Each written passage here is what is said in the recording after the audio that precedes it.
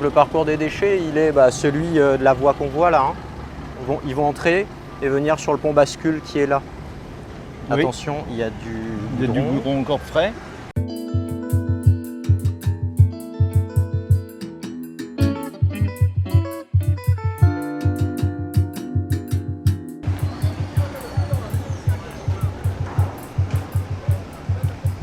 Donc pont bascule, donc ça va nous permettre d'avoir une donnée au niveau du poste de commande et il va y avoir une seconde pesée à la sortie et le différentiel va donner la masse de déchets qui a été amenée sur l'installation.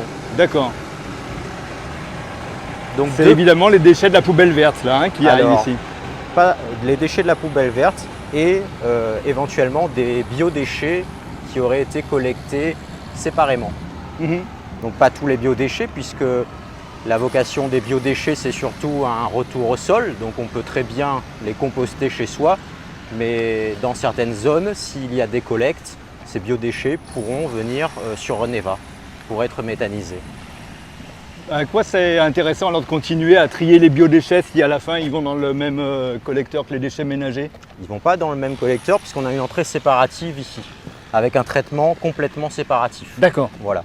Le but de la méthanisation des biodéchets, c'est avant le retour au sol d'avoir une étape qui est celle de la valo énergétique puisqu'on va produire du gaz à partir des biodéchets avant qu'ils retournent au sol. D'accord. Voilà.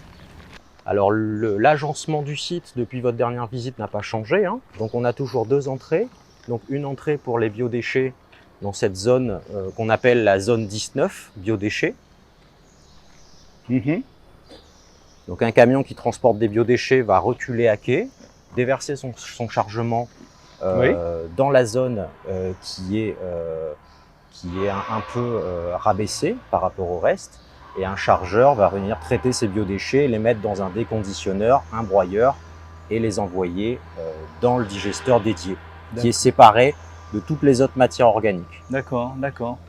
La matière des biodéchets, ça va être quelque chose qui ressemblera à quoi? Ça sera pas liquide, ça sera pâteux, ça sera... Ça sera un peu tout ça, ouais. Suivant les caractéristiques des biodéchets et leur origine. On peut avoir des choses qui sont solides, mais aussi on peut avoir des choses qui sont liquides. Donc l'opérateur, il va devoir améliorer la consistance en y rajoutant par exemple des déchets verts broyés. Donc ça permettra d'avoir la bonne viscosité pour la méthanisation. Donc c'est un peu une recette de cuisine, d'opération que l'exploitant va devoir mener pour ce process. C'est l'endroit où il risque d'y avoir des nuisances olfactives, de mauvaises odeurs. Comment on fait pour lutter contre ça? À l'intérieur, oui. Donc la zone, elle sera entièrement confinée. Donc là, il faut imaginer une porte sectionnelle, donc qui va s'ouvrir et se refermer très rapidement après le déchargement. Et l'intérieur de la zone, il est mis en dépression avec un système d'aspiration de l'air qui va vers une zone de traitement de l'air. Donc typiquement, on aura deux filières de traitement de l'air, donc des tours à charbon granulé, charbon actif en grains, et un biofiltre. Voilà.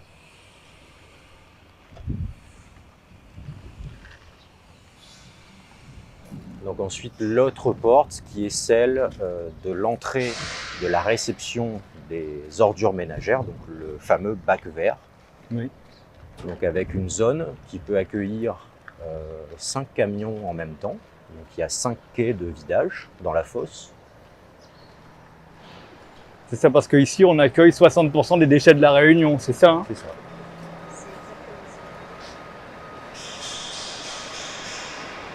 Donc pareil ici, porte sectionnelle. Donc la porte s'ouvre, un camion entre, il va avancer, reculer entre les poutres, les poteaux, et se déverser dans la fosse qui est derrière. Au-dessus de la fosse, on a des ponts roulants, donc auxquels seront suspendus des grappins qui vont alimenter cette trémie verte là, et puis sa sœur jumelle de l'autre côté. La fosse, elle est où? La fosse, elle est entre les deux trémies, on va avancer. D'accord, on va avancer pour la voir. Bien sûr.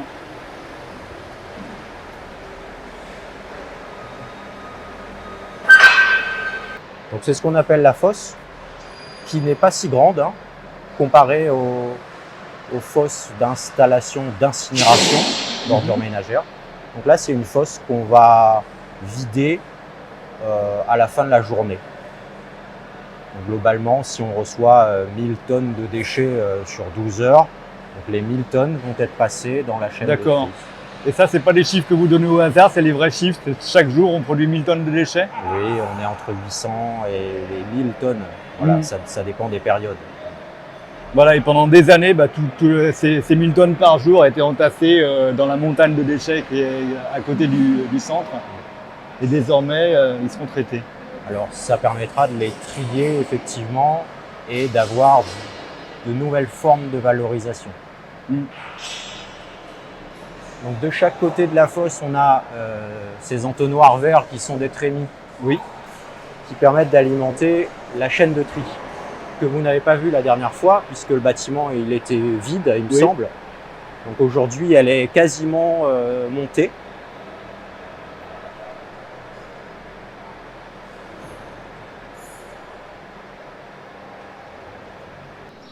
Ah oui, en effet, quel changement depuis un an. Donc tout le volume de cette zone, que dans notre jargon technique on appelle zone 13, est rempli par une double chaîne de tri. En fait, c'est 2 fois la même, sauf que ces chaînes sont imbriquées les unes dans les autres, avec différents équipements qui sont montés en doublon.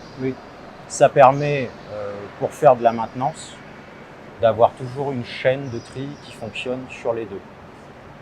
Donc on peut monter pour voir les principaux équipements. D'accord, oui. Qu'est-ce qu'on trie et où ça va? Oui, après c'est très long, on ne va pas aller dans le détail de tout, mais globalement, qu'est-ce qui se passe, on peut le dire.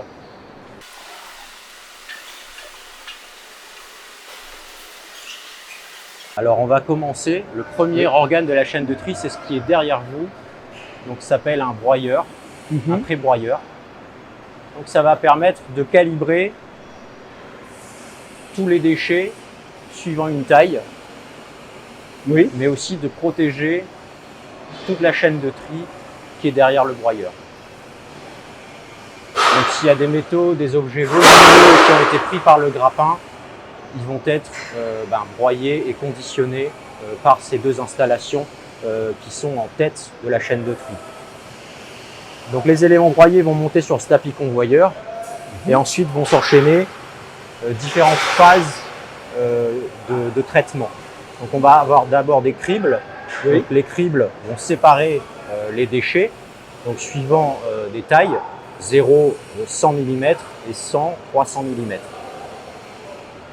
Après les cribles, on va d'abord séparer les métaux, ferreux, non ferreux, avec des aimants et des overbands.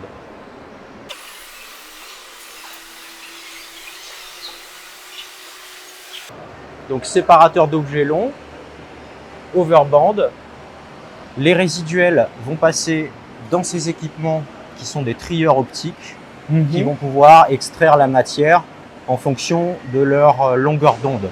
Donc c'est une machine qui fonctionne avec de l'informatique et une sorte d'intelligence artificielle pour extraire les matières valorisables notamment. Et d'habitude, c'était fait par des employés pour un travail très pénible, non? C'était pas fait. C'était direct à l'enfouissement. Ça n'a jamais existé, ça allait à l'enfouissement, non? Ça allait à l'enfouissement pour cette partie. La partie centre de tri, elle existe toujours en parallèle. D'accord.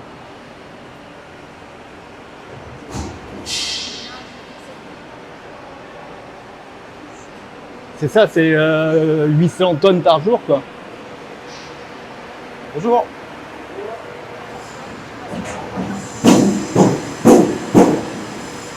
Donc comme vous voyez, les machines sont toujours en train d'être assemblées et réglées. Donc une machine comme ça, elle arrive en pièces pour la faire entrer dans le bâtiment. Donc il faut la monter dans le rack.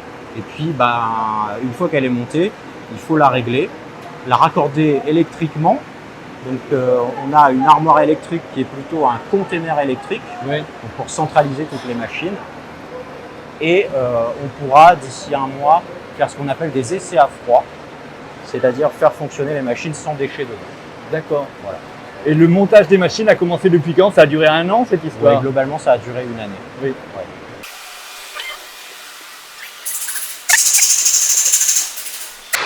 fur et à mesure des étapes de tri. Donc on va isoler différents matériaux, des métaux ferreux, non ferreux, des plastiques recyclables et toute la fraction qui n'est pas récupérée, comme par exemple le verre broyé, les inertes vont aussi être isolés et tout le reste va être conditionné pour devenir le combustible solide de récupération, le CSR.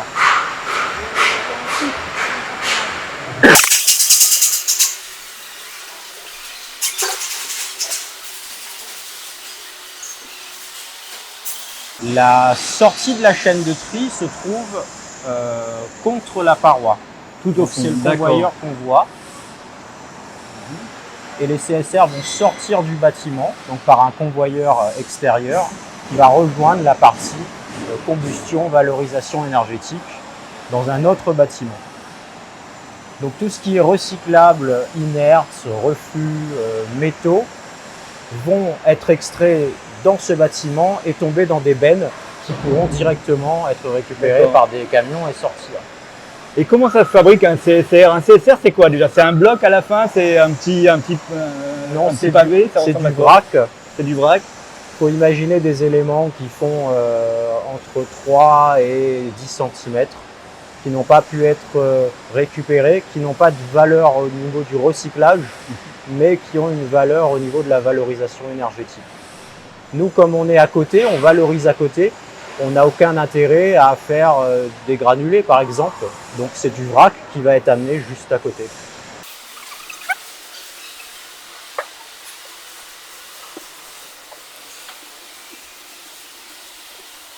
Nous avons prévu l'éventualité des maintenances de la partie valorisation énergétique. Donc dans ce cas, il faut quand même trier les déchets au niveau du centre de tri, traiter les ordures ménagères. Et on a la possibilité de détourner les CSR pour les mettre pour les conditionner sous forme de balles. Oui. Donc là, on a un bypass et au lieu d'aller à l'extérieur du bâtiment, les CSR vont tomber dans la presse à balles et on va constituer des balles de CSR pour pouvoir les valoriser plus tard. En général, une unité de valorisation énergétique a besoin de 3 semaines à 1 mois d'arrêt par an, donc pour renouveler des pièces notamment. Et notre stockage correspond à 1 mois d'arrêt.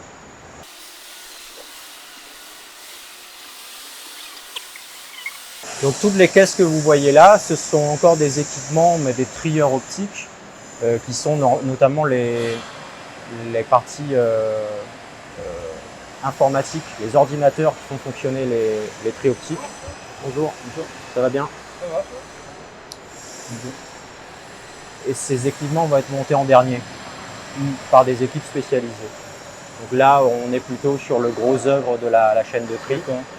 Vous pouvez apercevoir aussi en hauteur un réseau aérolique qui est connecté à chaque machine.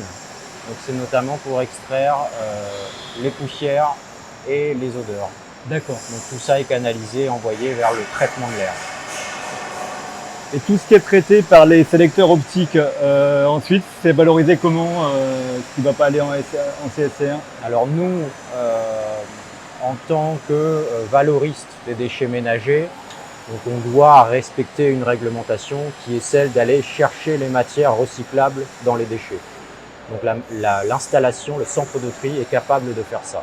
Donc on va conditionner des balles de matières recyclables et il faut que l'exploitant trouve des repreneurs pour pouvoir les recycler. Idéalement, localement. Voilà. Et filière plastique, filière métal, quoi. Voilà, donc il faut que ça rejoigne la filière métal. Donc là, c'est pas bien compliqué. Pour les plastiques, par contre, c'est un autre sujet. Il n'y a peut-être pas d'intérêt à les envoyer très loin dans un pays où ils ne seront pas bien valorisés, voire pas valorisés du tout. Donc là, c'est aussi des questions à se poser sur la création de filières locales. Pour l'instant, il n'y a rien du tout? Alors pour l'instant, il y a des projets, mais il n'y a rien qui fonctionne actuellement. On a quand même de la matière organique dans les déchets ménagers, bien qu'on ait l'obligation de la séparer chez soi. Donc on estime toujours à 30 voire 40% cette quantité de matière organique. On peut la séparer sur le site, donc avec des trieurs optiques. Et cette fraction organique va rejoindre un digesteur dédié, donc différent du digesteur des biodéchets. Ah bon? Voilà, donc c'est pour ça que vous en avez vu deux, un pour les biodéchets, un pour la fraction organique. Parce qu'elle a quoi de différente de l'autre, à part qu'il a fallu la trier pour la récupérer? La différence de l'autre, c'est que potentiellement, la fraction organique a été en contact intime prolongé avec des déchets ménagers et ça compromet son retour au sol. Ça le compromet au sens chimique et sanitaire du terme. Par contre, c'est peut-être moins le cas pour les biodéchets qui ont été vite séparés. Donc dans ce cas, la vocation digesta est différente. Digesta de biodéchets, on peut imaginer un retour au sol. Digesta de FFOM, on va les sécher et on va les envoyer dans le CSR. Pour y être, FFOM, ça veut dire? Fraction fermentescible des ordures ménagères. D'accord.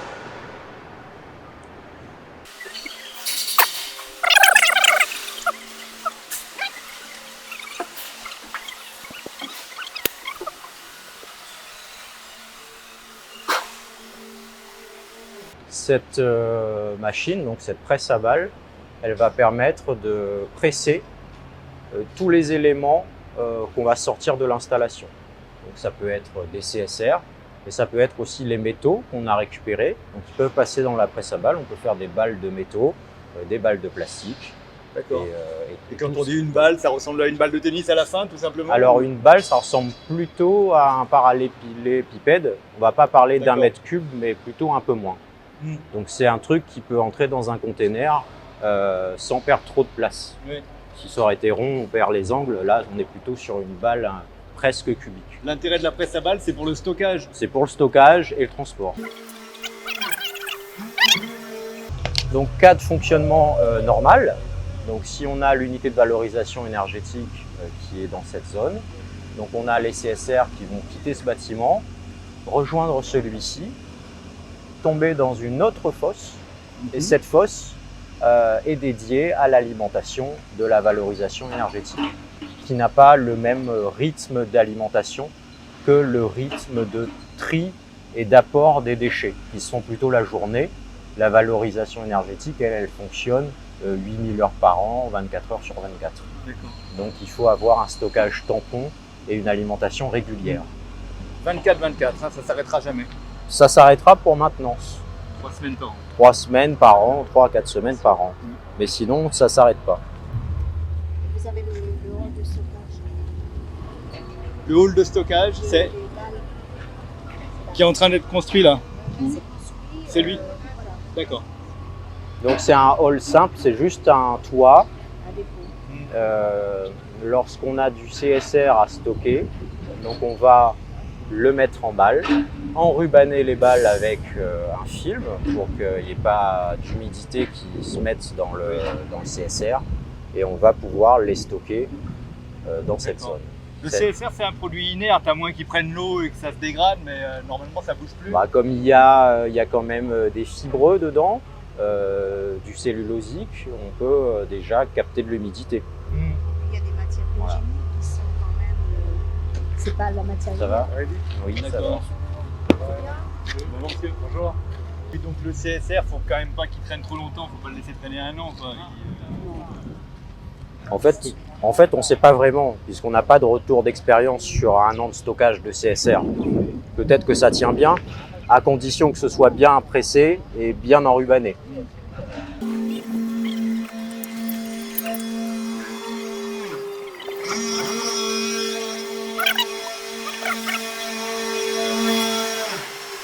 Donc dans ce bâtiment, il y a une seconde fosse qui, elle, ne va recevoir que des CSR qui arrivent du bâtiment d'à côté. Ils vont tomber par là? Voilà, qui vont tomber par là, mais qui peuvent aussi arriver par camion d'autres sites de production, par ici. Donc on aura un unique grappin, plus gros, qui va venir alimenter une trémie à côté, qui va alimenter la valorisation énergétique. Donc un convoyeur ascensionnel qui va pouvoir alimenter la trémie du four.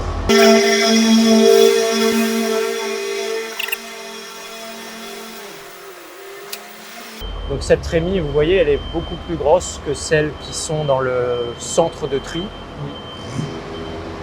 Elle doit pouvoir assurer l'alimentation du four, dont la capacité est de l'ordre de 18 tonnes par heure. Donc il faut qu'elle puisse envoyer 18 tonnes par heure, chaque heure, dans la trémie du four, pour qu'il puisse assurer son plein rendement. Ce qu'on peut faire pour avoir une bonne vue, c'est suivre l'escalier qui est parallèle au convoyeur pour avoir une petite vue un peu d'ensemble. D'accord.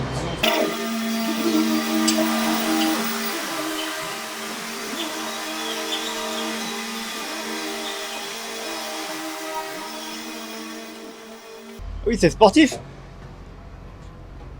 On monte au sommet. C'est ça. Donc le convoyeur qui est là, qui est capoté, hein, donc pour pas que les CSR soient soumis aux intempéries, va alimenter la trémie du four qui est à environ 40 mètres, qui est au bout de l'escalier là-haut. D'accord. Voilà. Donc là, il faut imaginer toute la valorisation énergétique qui n'existe pas encore, mais qui sera dans cet alignement-là sur les massifs que vous pouvez voir au sol. D'accord. Là où sera construite la chaudière. Voilà. Vous me dites 18 tonnes par heure, je faisais un calcul rapide. Il rentre des déchets 50 tonnes par heure. Ça fait 150 000 tonnes par an à peu près. Ce tonnage horaire, il est associé à une valeur de pouvoir calorifique. Donc plus le pouvoir calorifique est élevé, moins on met de déchets. Et plus il est bas, plus on peut en mettre. Globalement, ça fonctionne comme ça, avec une zone de tolérance du four.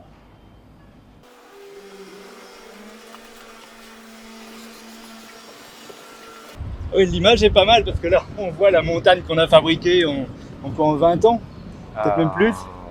Moins de 20 ans pour cette partie, puisque là, vous avez couverte la tranche 6, donc qui est en service depuis 2019, il me semble, et là, le début de la tranche 7. Donc ça va effectivement très vite. C'est ça, et à l'avenir, tout ça, au lieu de faire une montagne, ça terminera en cendres. Alors l'objectif, c'est avec l'installation, donc Reneva, de passer de 240 000 à moins de 45 000 tonnes enfouies par an. Le résiduel qui restera en enfouissement, ce sera quoi? Ce sera une partie de ce qui n'a pas trouvé de valorisation. C'est comme l'a expliqué M. Lebon, il y aura le prestataire a une obligation de rechercher des modes de valorisation de recyclage à La Réunion, et s'il n'y a pas, c'est la solution intermédiaire en fait.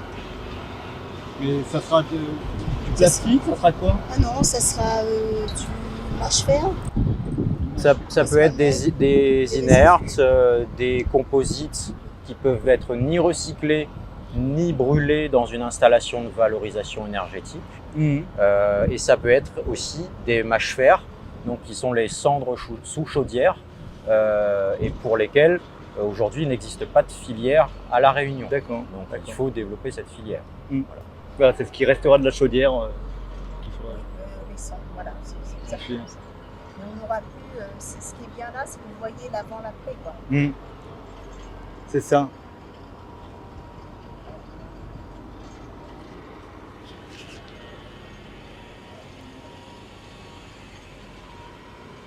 Alors vue d'ensemble, donc on a sur ces massifs béton la partie valorisation énergétique.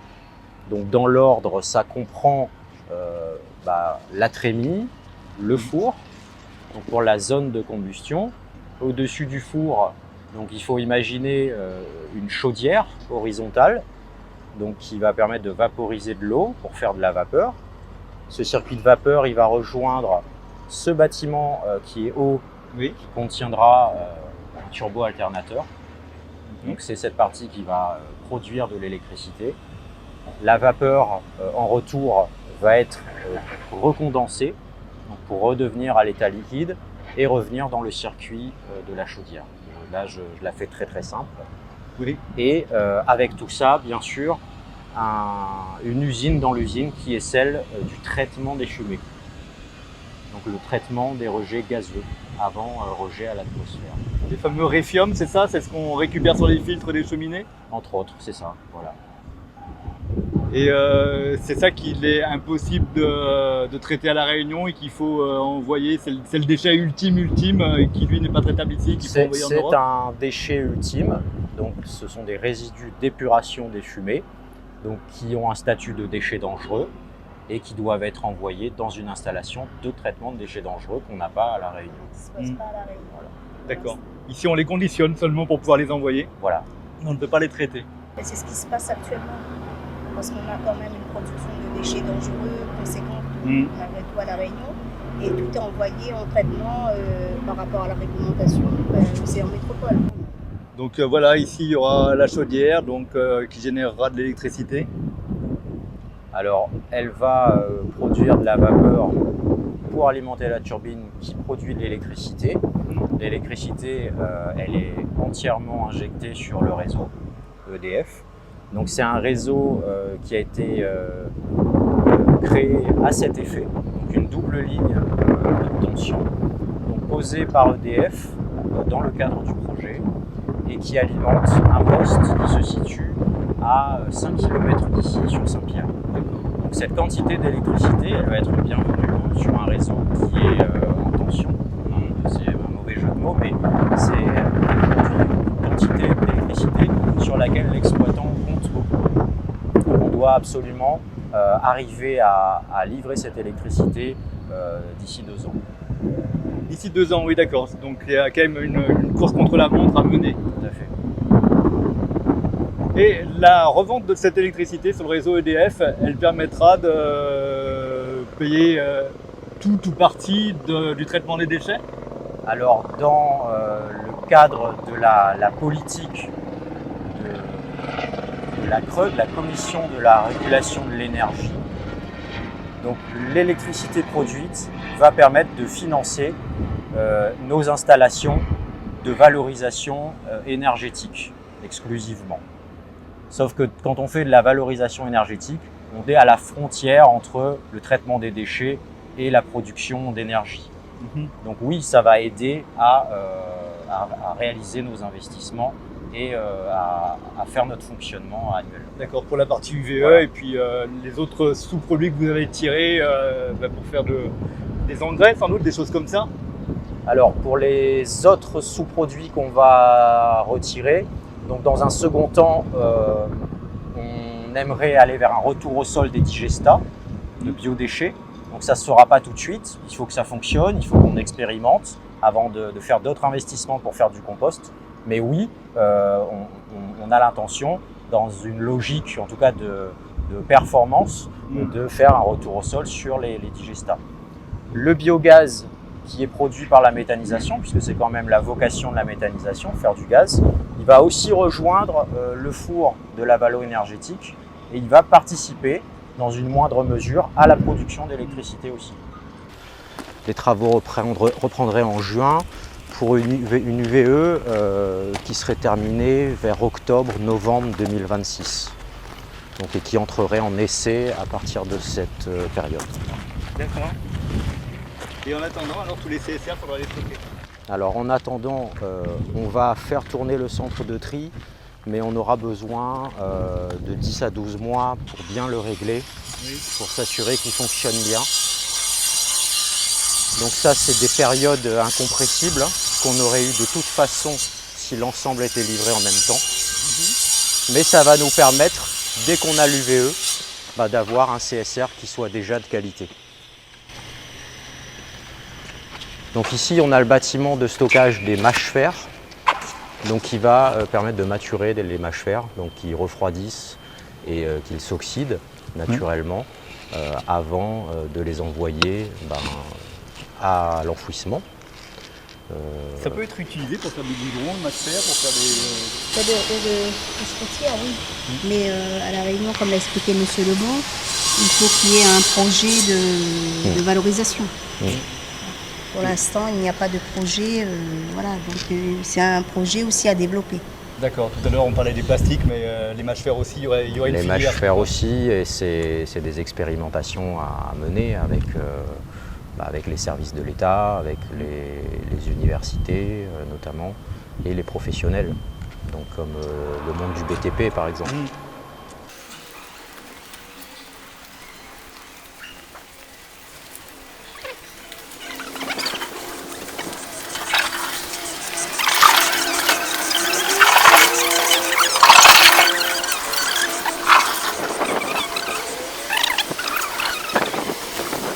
C'est les documents, c'est les bâtiments administratifs de toute façon là, hein, c'est ça? Des bâtiments de supervision de l'ensemble, Oui. puisque la supervision elle va se faire à distance depuis une salle de contrôle qui est dans ce bâtiment. Donc avec aussi des locaux administratifs, salles de réunion et salles pédagogiques pour l'éducation à l'environnement, pour recevoir un public jeune et moins jeune autour de la thématique déchets notamment. Les sensibiliser. Voilà. D'accord. La quantité de déchets produits par jour est largement suffisante pour alimenter la partie valo-énergétique qui a été dimensionnée justement sur la quantité de déchets qui rentrent. Il ne faudrait pas qu'on s'oblige à créer des déchets pour remplir l'UVE. On est plutôt dans la démarche inverse où on se demande si effectivement c'est suffisant comme capacité, puisque cette quantité de déchets elle augmente. Si vous avez aimé cette vidéo de Parallèle Sud, média réunionnais indépendant, partagez-la. Et si vous voulez soutenir la liberté de la presse, faites un don sur notre site parallèlesud.com. L'info est un droit, mais elle a un prix.